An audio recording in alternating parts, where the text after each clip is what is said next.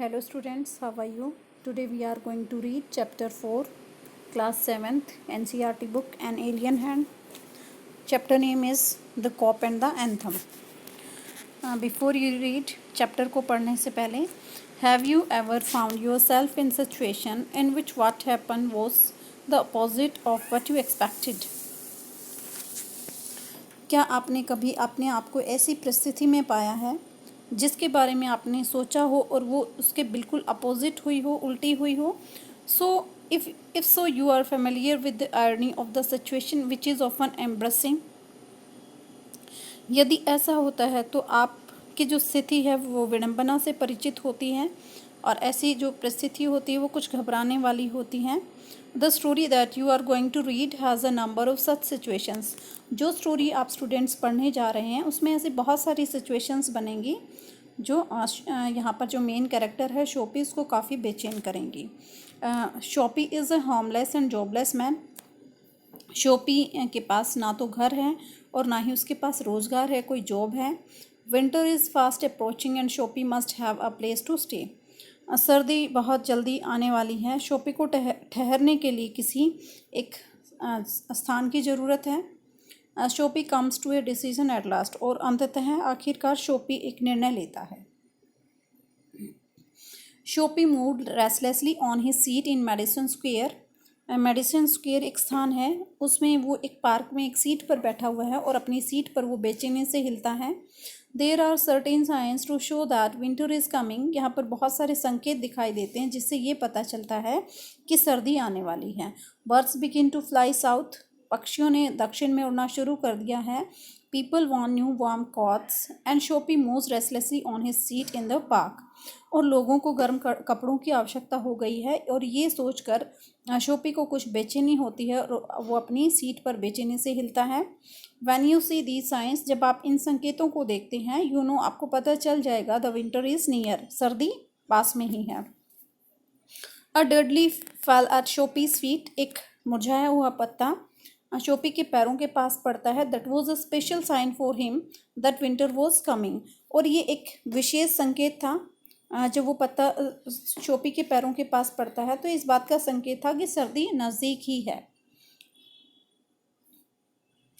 It was time for all who lived in Madison Square to prepare. जो भी medicine square में रहते हैं उन सब के लिए तैयारी का समय था. सर्दी के लिए तैयार हो जाए वो. Sophie's mind now realise the fact. Sophie के माइंड ने इस बात को रियलाइज़ कर लिया था, उसे एहसास हो चुका था. The time had come. वो समय आ गया है. He had to find some way to take care of himself during the cold weather. कि उस ठंड से बचने के लिए उसे अपने लिए कोई इंतज़ाम करना पड़ेगा. And there for he moved restlessly on his seat. और वो अपनी सीट पर बेचैनी से हिलता है. Soapy's hopes for the winter were not very high. Soapy की उम्मीदें कुछ ज़्यादा नहीं थी सर्दी से संबंधित. He was not thinking of sailing away on a ship. He was not thinking of southern skies or the Bay of Naples. 3 months in the prison on Blackwell's Island was what he wanted. Shopee कुछ ज़्यादा नहीं सोचता था. वो तो केवल 3 महीने की जेल चाहता था ब्लैकवेल आइलैंड में. ना तो वो कहीं सदर्न स्काइज में जाना चाहता था, ना ही बे ऑफ नेपल्स में जाना चाहता था जहाँ लोग सर्दी के मौसम में घूमने के लिए जाते थे. वो तो केवल 3 महीने की जेल चाहता है. 3 months of food every day and bed every night. उसे 3 महीने तक खाना मिल जाएगा और रात को सोने के लिए बिस्तर मिल जाएगा. 3 months safe from cold north wind and safe from cops. पुलिस वालों से और उत्तरी हवाओं से उसे प्रोटेक्शन मिल जाएगी.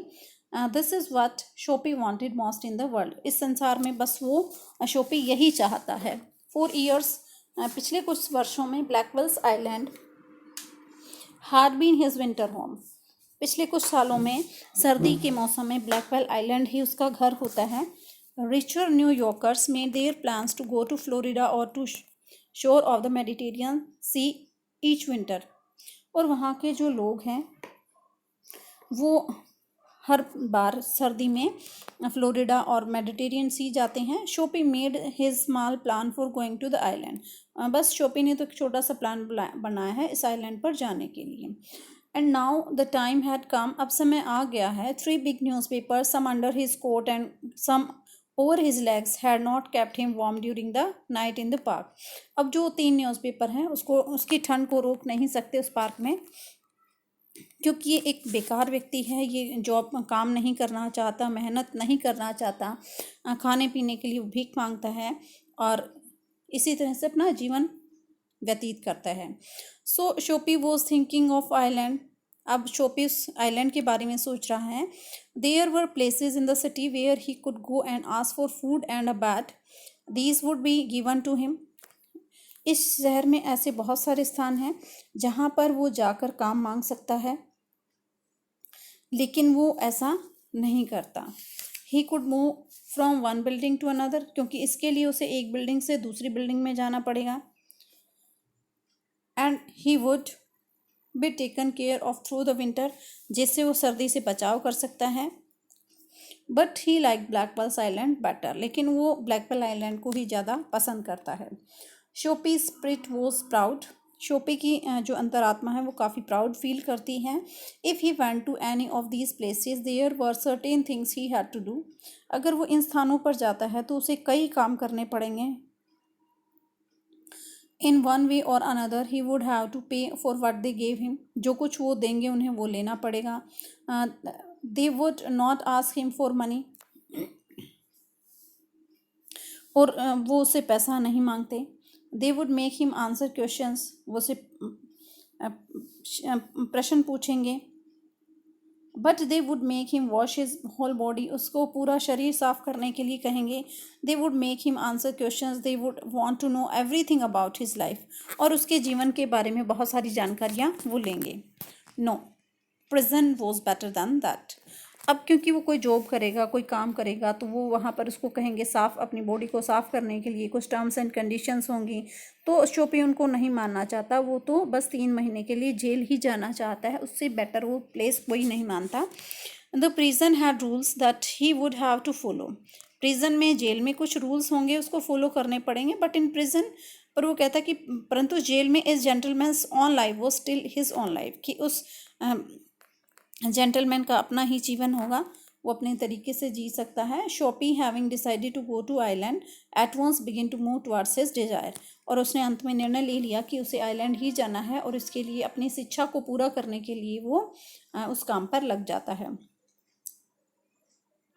There were many easy ways of doing this. इसको करने के लिए बहुत से आसान तरीके हैं. The most present way was to go and have a good dinner at some fine restaurant, कि वो एक अच्छे से रेस्टोरेंट में जाएगा, वहाँ पे खाना खाएगा. Then he would say that he had no money to pay, और फिर उसे कह देगा कि उसके पास पैसे नहीं हैं. And then a cop would be called, और फिर पुलिस वाले को बुलाया जाएगा. He would all be done very quietly. The cop would arrest him. He would be taken to a judge. The judge would do the rest. अब वो कहता है कि वो चुपचाप, पुलिस उसे अरेस्ट करेगी, उसे जज के पास लेकर जाएगी, और जो कुछ है फिर वो जज ही करेगा. Shopee left his seat and walked slowly out of Madison Square to the place where the great streets called Broadway and Fifth Avenue meet. अब शोपी अपने सीट से उठता है और उस शहर में जो बड़ी बड़ी जो गलियां हैं उसकी तरफ वो चलना शुरू कर देता है, जहाँ पर फिफ्थ एवेन्यू और ब्रॉडवे मिलते हैं.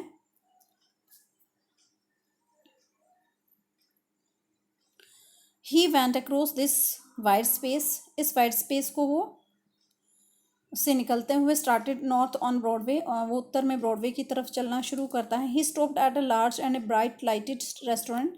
एक वो बड़े से चमकदार रेस्टोरेंट के सामने रुकता है. This was where the best food and the best people in the best clothes appeared every evening. वहाँ पर बहुत अच्छे लोग, अच्छे कपड़ों में अमीर लोग वहाँ पर आते हैं. शोपी बिलीव्ड दैट, शोपी को विश्वास है, his that above his legs he looked all right, कि अपनी टांगों से ऊपर वो बिल्कुल ठीक ठाक दिखता है. फेस वॉज क्लीन, उसका चेहरा बिल्कुल साफ है. His coat was good enough, उसका कोट भी अच्छा है. If he could get a table, एक बार उसको टेबल मिल जाए. ही बिलीव दैट, उसे विश्वास है, सक्सेस वुड बी हिज, सफलता उसकी होगी. The part of him that would be seen above the table would look all right, क्योंकि टेबल पर बैठने के बाद उसका जो ऊपर का हिस्सा है उसे लगता था कि वो ठीक ठाक दिखता है. The waiter would bring him what he asked for. जो कुछ भी वो मंगवाना चाहेगा वेटर को बुलाकर वो मंगवा लेगा। He began thinking of what he would like to eat. अब वो ये सोचने लगा कि वो क्या खाना चाहता है। In his mind he could see the whole dinner. उसके माइंड में पूरा डिनर है। The cost would not be too high. उसकी कीमत ज़्यादा ऊंची नहीं है। He did not want the restaurant people to feel real anger. वो वास्तव में जो रेस्टोरेंट के पीपल हैं, लोग हैं, उनको वो गुस्सा नहीं दिलाना चाहता।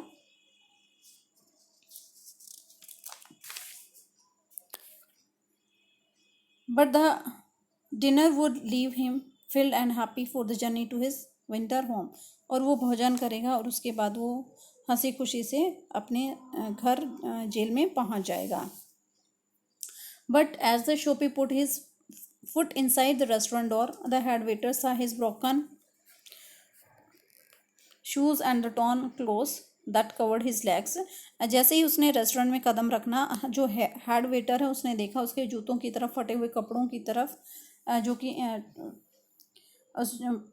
उसके पैर ढके हुए थे। Strong ready hands turn Shopee around and move him quietly and quickly outside again. उसको तुरंत ही बाहर धकेल देता है और वो चुपचाप आगे बढ़ जाता है। Shopee turn off Broadway. अब वो ब्रॉडवे की तरफ मुड़ जाता है। It seemed that this most easy way to the island was not to be easy। जिस रास्ते को बहुत आसान समझता था वो, जो कि उसे आसान नज़र नहीं आ रहा था। he must think of some other way of getting there। वो कोई दूसरा तरीका ढूंढता है किस तरह से वो वहाँ पर जाए। At a corner of 6th Avenue was a shopee with a wide glass window bright with electric lights। Shopee picked up a big stone and threw it through the glass.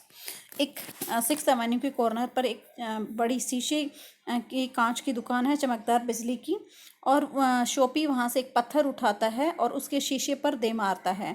People came running around the corner. सभी लोग वहाँ उस कोने पर आ जाते हैं। एक cop was the first among them. और उनमें से पुलिस वाला सबसे पहले था।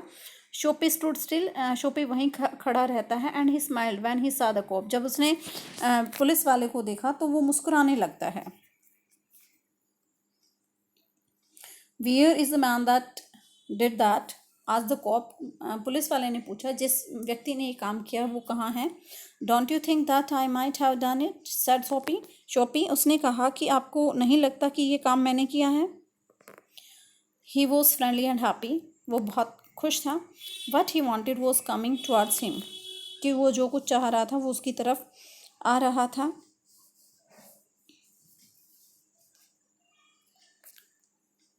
But the cop's mind would not consider Soapy. लेकिन जो पुलिस वाला है इस बात को मानने के लिए तैयार नहीं कि वह व्यक्ति शोपी है। Man who break windows do not stop there to talk to cops. वो कहता है कि जो व्यक्ति इस दुकान के कांच को तोड़ेगा तो वो किसी पुलिस वाले से बात करने के लिए नहीं रुकेगा। They run away as fast as they can. कि वो भाग जाएगा वहाँ से जितनी तेज़ वो भाग सकता है। The cops are a man further along the street running. तो उस पुलिस वाले को कोई एक व्यक्ति भागता दौड़ता हुआ नजर आता है गली के उस कोने पर। He run after him. और वो पुलिस वाला उसके पीछे दौड़ने लगता है। And Soapy sick at heart walk slowly away. He had failed 2 times।